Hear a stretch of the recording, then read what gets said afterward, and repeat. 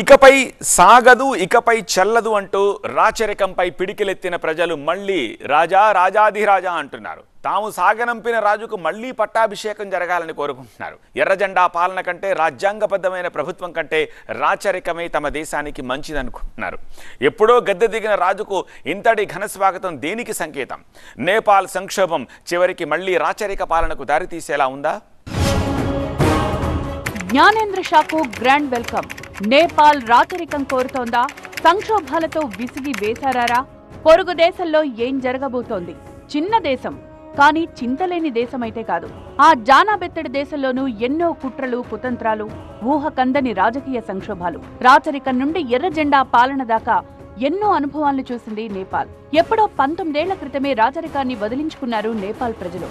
అప్పట్లో నాటకీయ పరిణామాలతో మరో మార్గం లేక 7 పదుల రాజు జ్ఞానేంద్ర షా గద్దె దిగాడు. రాజభోగాలన్నీ పక్కన పెట్టి ప్యాలెస్ వీడారు. ఆ తర్వాత నేపాల్లో ప్రధానులు మారారు. అధికారం మారుతూ వచ్చింది. కానీ ఇప్పుడు ప్రజలకెందుకో అప్పటి రాచరిక పాలనే నచ్చుతున్నట్లుంది. పశ్చిమ నేపాల్ తీర్థయాత్రలు ముగించుకుని 2 నెలల తర్వాత ఖాట్మండూలోని త్రిభువన్ ఇంటర్నేషనల్ ఎయిర్పోర్ట్లో దిగిన మాజీ రాజు జ్ఞానేంద్ర షాకు మద్దతుదారులు ఘన స్వాగతం పలికారు. ఆయన ఊహించలేదు ఈ పరిణామాన్ని. దాదాపు 10,000 మంది ఆయనకు స్వాగతం పలికారు. ఈ దేశాన్ని మీరే కాపాడాలి అంటూ నినాదాలతో హోరెత్తించారు. రాజభవనాన్ని ఖాళీ చేయాలి, రాజుకు మళ్లీ పట్టాభిషేకం జరగాలి, లాంగ్ లివ్ రాజా అంటూ మద్దతుదారులు గట్టిగా గొంతెత్తారు. హిందూ మతం మళ్లీ నేపాల్ అంతరాత్మగా మారాలని కోరుకున్నారు. కానీ ఇంత హడావిడి జరిగినా ఎలాంటి వ్యాఖ్యలు లేకుండానే మద్దతుదారులకు అభివాదం చేస్తూ ముందుకు సాగారు జ్ఞానేంద్ర షా. 2021లో నేపాల్ రాజభవనంలో మారణకాండ చోటు చేసుకుంది. రాజు బీరేంద్ర, రాణి ఐశ్వర్య, మరో 8 మంది రాజకుటుంబీకులు హత్యకు గురయ్యారు. పెద్దలు తన ప్రేమను అంగీకరించలేదని యువరాజు దీపేంద్ర కుటుంబ సభ్యులను చంపడమే కాకుండా తను కూడా ఆత్మహత్య చేసుకున్నాడు.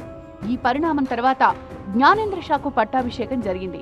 అయితే రాజ్యాధినేతగా నామమాత్రపు అధికారాలతో నెట్టుకొచ్చిన జ్ఞానేంద్ర 2005లో సంపూర్ణ అధికారాన్ని చేజిక్కించుకున్నారు. ప్రభుత్వాన్ని, పార్లమెంటును రద్దు చేయడమే కాకుండా నాయకులు, జర్నలిస్టులను జైల్లో పెట్టించారు.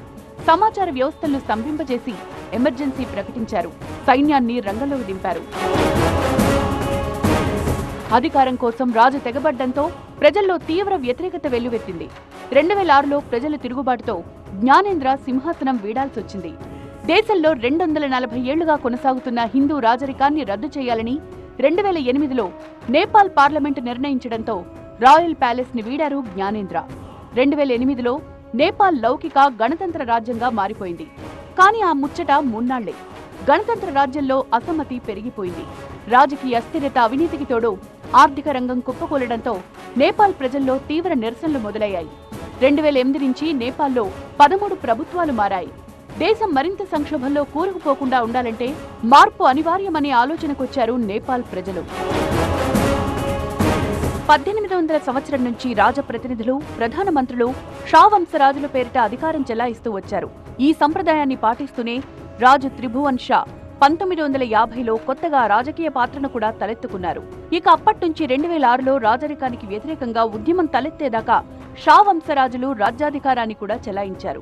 ప్రజల నుంచి ఎదురైన నిరసనలతో రాజు బీరేంద్ర షా 1990లో రాజ్యాంగ పరంగా పాలనా మార్పుకు అంగీకరించి పార్లమెంటుతో అధికారం పంచుకోవడానికి సిద్ధమయ్యారు.